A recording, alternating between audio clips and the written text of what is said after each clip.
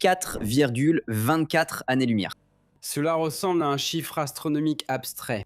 Mais si on la calcule, elle devient quelque chose de concret et d'effrayant. Avec Voyager 1, la sonde la plus rapide jamais construite et lancée hors du système par l'humanité, il faudrait environ 73 000 ans pour parcourir cette distance. Des générations viendraient et repartiraient. Des civilisations naîtraient et disparaîtraient. Et la sonde sera toujours en route. C'est la distance jusqu'à notre plus proche voisin, Proxima du Centaure. Une petite naine rouge, à peine visible dans le ciel, et pourtant l'une des cibles les plus fascinantes de l'astronomie moderne. Non seulement parce qu'il s'agit de l'étoile la plus proche, mais aussi parce qu'il pourrait y avoir autour d'elle un monde qui ressemble au moins un peu au nôtre. Et c'est précisément là que réside le paradoxe. Proxima du Centaure est à la fois incroyablement proche et pratiquement inaccessible. Assez proche pour que des physiciens et des visionnaires discutent sérieusement de la façon dont nous pourrions y envoyer une sonde. Mais assez loin pour qu'aucune technologie que nous possédons aujourd'hui ne permette d'atteindre cet objectif au cours d'une vie humaine. Je m'appelle Sirwan et ceci est Mars Chroniken. Pour comprendre pourquoi Proxima Centauri est si spécial, il faut d'abord comprendre où il se trouve exactement. Car ce n'est pas une étoile isolée dans un espace vide, il fait partie d'un système. Notre voisin stellaire le plus proche dans l'ensemble. Ce système s'appelle Alpha Centauri et il est composé de 3 étoiles. 2 d'entre eux, Alpha Centauri A et B, forment un système binaire serré. Tous deux ressemblent étonnamment à notre Soleil en forme, taille et température. Ils orbitent l'une autour de l'autre tous les 80 ans environ et se trouvent à environ 4,37 années-lumière de la Terre. Depuis l'hémisphère sud, on peut voir ce couple à l'œil nu. C'est la 3e étoile la plus brillante du ciel nocturne après Sirius et Canopus.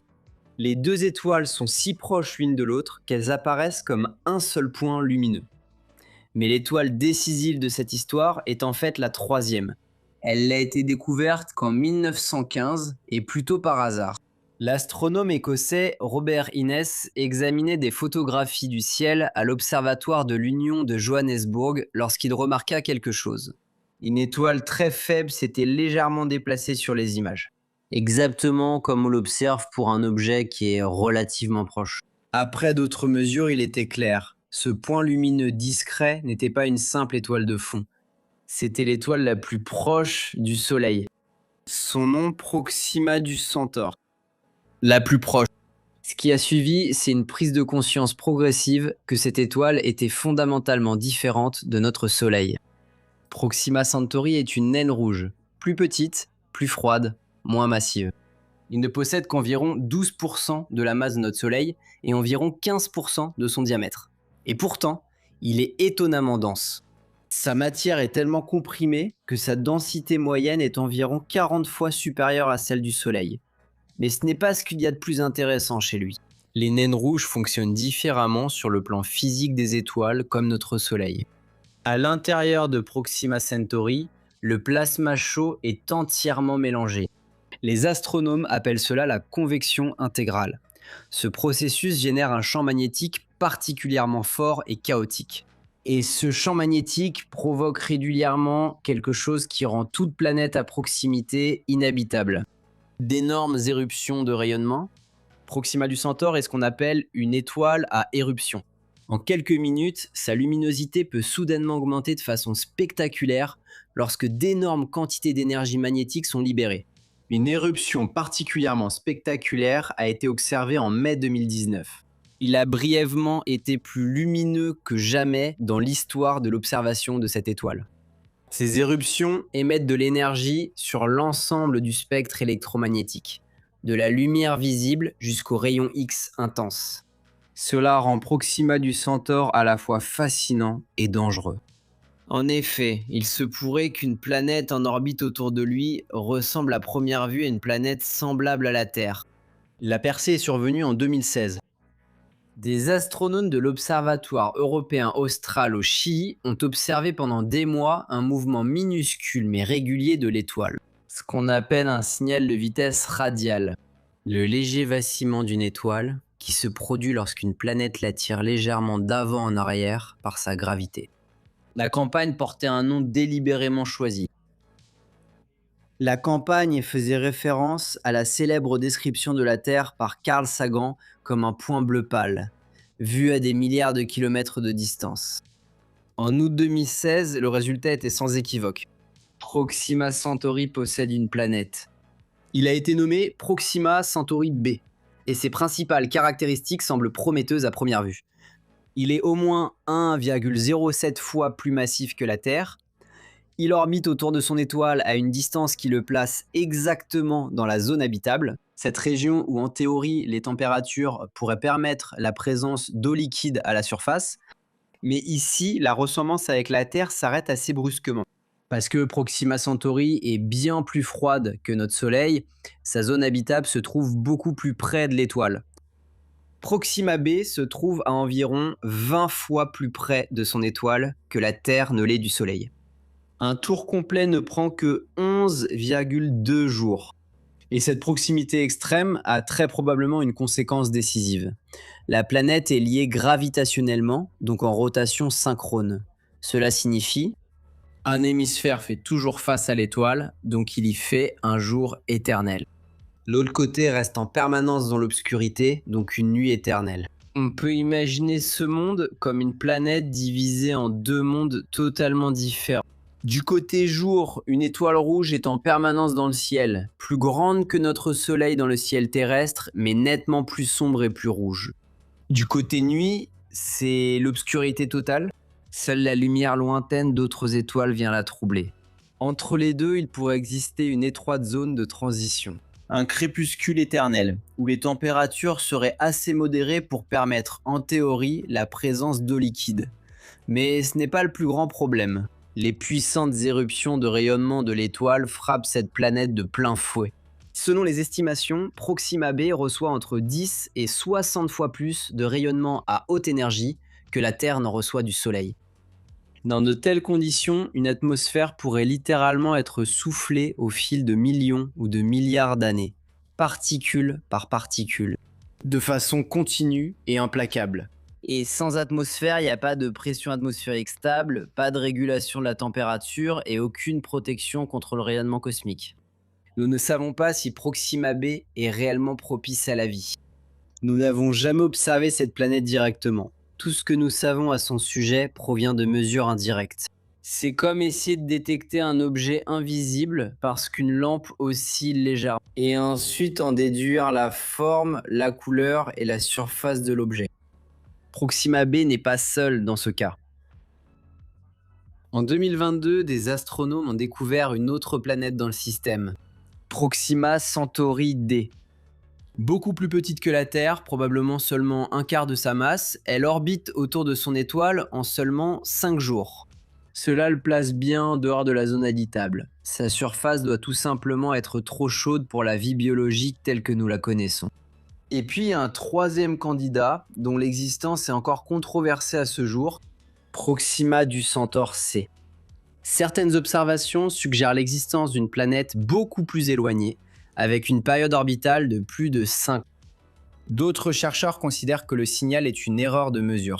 La question reste ouverte. En d'autres termes, le système de notre étoile voisine la plus proche est plein de mystères.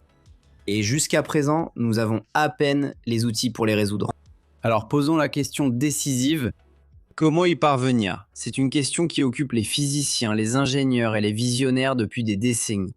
Et les réponses qu'ils ont trouvées se situent quelque part entre l'ingénierie brillante et l'audace philosophique. Car le problème n'est pas que nous manquons d'idées.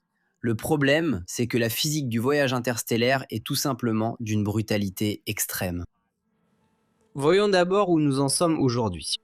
La sonde la plus rapide jamais construite par l'humanité est Voyager 1.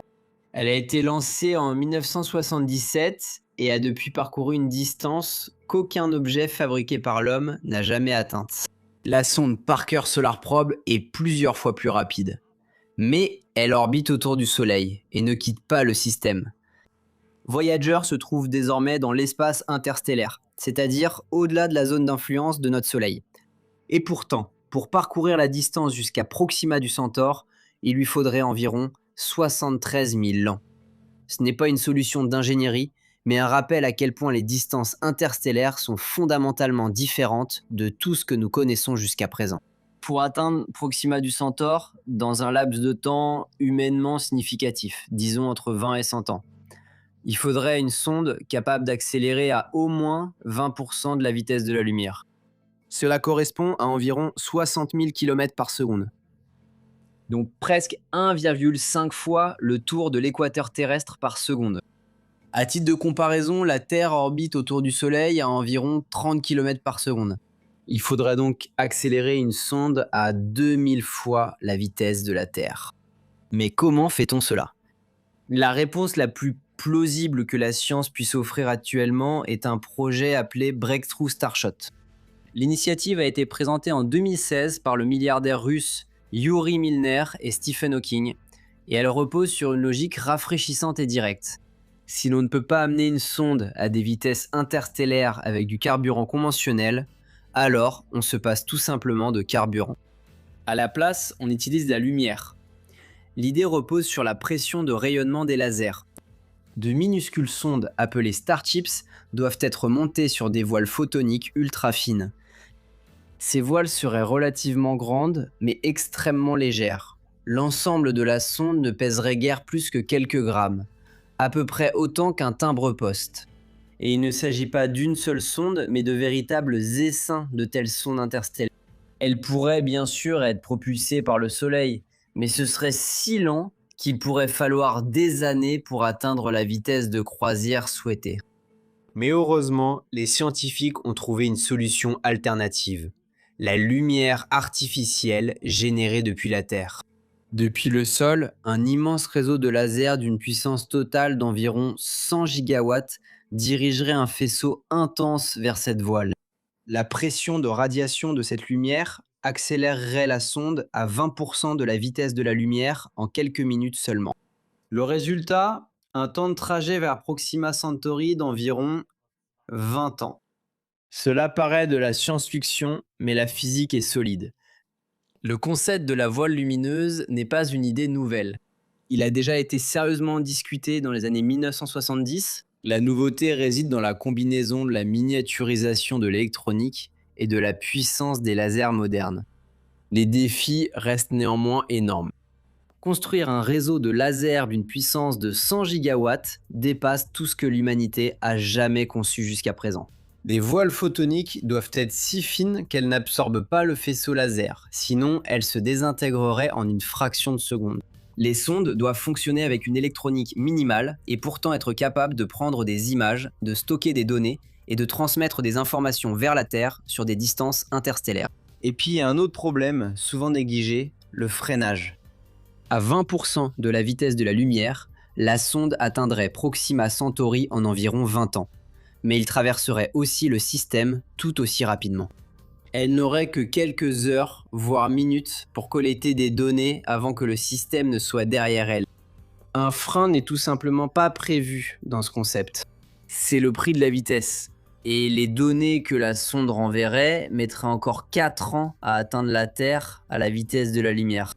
Donc quiconque lance aujourd'hui une telle mission ne verrait les premiers résultats qu'au plus tôt dans 50 ans. C'est un projet sur plusieurs générations. Ici aussi, il devient encore une fois évident que le monde ne devient un meilleur endroit que lorsque nous plantons des arbres dont nous ne profiterons jamais de l'ombre. C'est ainsi que nous sommes arrivés ici. Mais il y a encore une autre idée. Une idée qui semble plus radicale, mais qui repose sur un principe physique élégant. David Kipping a proposé une méthode de propulsion qu'il appelle le halo drive. La base est une manœuvre bien connue de l'astronautique classique, l'assistance gravitationnelle. Les sondes spatiales emploient désormais cette manœuvre couramment. Pour cela, une sonde passe près d'une planète et utilise sa gravité pour gagner de l'énergie grâce à son mouvement propre, sans consommer une seule goutte de carburant. La sonde accélère, tandis que la planète ralentit très légèrement. Un transfert d'énergie cosmique élégant. Kipping s'est demandé ce qui se passerait si l'on appliquait ce principe à un objet extrêmement puissant. Donc au lieu d'une planète, un trou noir. Dans certaines conditions géométriques, un rayon lumineux qui passe tout près d'un trou noir en rotation peut être tellement dévié qu'il décrit une courbe complète et revient à son point de départ. Presque comme un boomerang. L'idée du Halo Drive exploite précisément cet effet. Un vaisseau spatial tire un faisceau laser de manière à ce qu'il passe juste à côté de l'horizon des événements d'un trou noir en rotation. Le faisceau est dévié par la gravité extrême et revient au vaisseau spatial. Mais pendant cette déviation, il se passe quelque chose de crucial. La lumière absorbe de l'énergie provenant du mouvement de rotation du trou noir. Elle revient décalée vers le bleu, avec plus d'énergie qu'elle n'en avait lorsqu'elle a été émise. Cette énergie se transmet comme une impulsion supplémentaire au vaisseau spatial. Le trou noir agit donc comme une catapulte cosmique. Inépuisable, sans carburant et propulsé par l'une des sources d'énergie les plus fondamentales de l'univers. Le problème réside bien sûr dans les détails. Des trous noirs en rotation de la bonne taille et à la bonne distance n'existent tout simplement pas dans notre voisinage cosmique. Cette technologie conviendrait plutôt à une civilisation qui habite déjà plusieurs systèmes stellaires et a mis en place une infrastructure interstellaire. Et oui, je sais ce que tu es en train de penser. Comment cela fonctionnerait-il? Je pensais que la vitesse de la lumière était invariable. Absolument, exact. Cependant, ici, nous ne parlons pas d'une vitesse qui change, mais de l'énergie de la lumière. Les photons se déplacent toujours à la même vitesse, peu importe ce qui se passe. Mais leur énergie ne dépend pas de leur vitesse, mais de leur fréquence. Lorsqu'un photon est décalé vers le bleu, sa fréquence augmente, et donc son énergie. C'est exactement ce qui se passe ici. Le faisceau laser passe près d'un trou noir qui se déplace par rapport au vaisseau spatial. La courbure extrême de l'espace-temps dévie le faisceau, de sorte qu'il est pratiquement réfléchi comme par un miroir en mouvement. Et un miroir en mouvement peut transmettre de l'énergie à un photon. La lumière ne revient donc pas plus vite, mais avec plus d'énergie. Et lorsque le vaisseau spatial récupère à nouveau ce faisceau riche en énergie, il reçoit exactement cette impulsion supplémentaire. L'énergie provient en fin de compte de l'énergie cinétique ou de rotation du trou noir lui-même. Le vaisseau spatial exploite donc de manière très élégante la dynamique d'un géant cosmique, mais en tant qu'expérience de pensée, le Halo Drive montre quelque chose d'important. L'univers lui-même contient des sources d'énergie d'un ordre de grandeur qui dépasse de loin toute notre technologie humaine réunie. La question est donc de savoir si nous apprendrons un jour à les exploiter. Et cela nous amène à la véritable question derrière tous ces détails techniques. Pourquoi? Pourquoi l'humanité devrait-elle consacrer des ressources, des décennies et de l'énergie intellectuelle à envoyer une minuscule sonde vers une étoile située à 4 années-lumière, dont nous ne savons même pas si ces planètes sont habitables? La réponse est à la fois pragmatique et profondément humaine. Proxima Centauri n'est pas simplement une étoile quelconque. C'est notre voisin le plus proche. Et Proxima b est la première planète en dehors de notre système solaire que nous pourrions un jour observer de près. Pas seulement sous forme de courbe de mesure ou de signal de vitesse radiale, mais comme une véritable image. Pour la première fois dans l'histoire de l'humanité, nous ne regarderions pas une planète qui se fond quelque part dans le bruit cosmique. Nous la verrions. Peut-être avec des océans, peut-être avec des nuages, peut-être avec une atmosphère qui absorbe la lumière à certaines longueurs d'onde, d'une manière qui ne peut signifier qu'une chose, la vie. Ou peut-être pas. Peut-être un désert sec, irradié et rocailleux, peut-être une planète océanique sous une glace éternelle. Peut-être quelque chose d'inconnu pour lequel nous n'avons pas de mots. C'est précisément le point. Depuis des millénaires, les humains regardent cette étoile sans savoir qu'elle est si proche. Depuis un siècle, nous savons qu'il existe. Depuis une décennie, nous savons qu'il a des planètes. Et il faudra peut-être encore un siècle avant que la première sonde n'y arrive. Mais les voiles sont hissées. Proxima Centauri n'est pas seulement un objet astronomique. C'est la première destination en dehors de notre système solaire. Le premier chapitre d'une histoire que l'humanité commence à peine à écrire. Et lorsque cette histoire sera racontée un jour, lorsque les élèves dans 100 ou 200 ans liront au sujet de cette première sonde interstellaire de l'humanité, alors Proxima Centauri sera le nom qui figurera au début. Si ce sujet te plaît, n'hésite pas à donner un coup de pouce à la vidéo. C'est très important pour qu'il soit proposé à plus de curieux comme toi et moi. Et si tu l'as pas encore fait, abonne-toi et pense à soutenir la chaîne en devenant membre. Je m'appelle Sirwan et c'était Mars Chroniquen. Merci d'avoir regardé. Per aspera ad astra.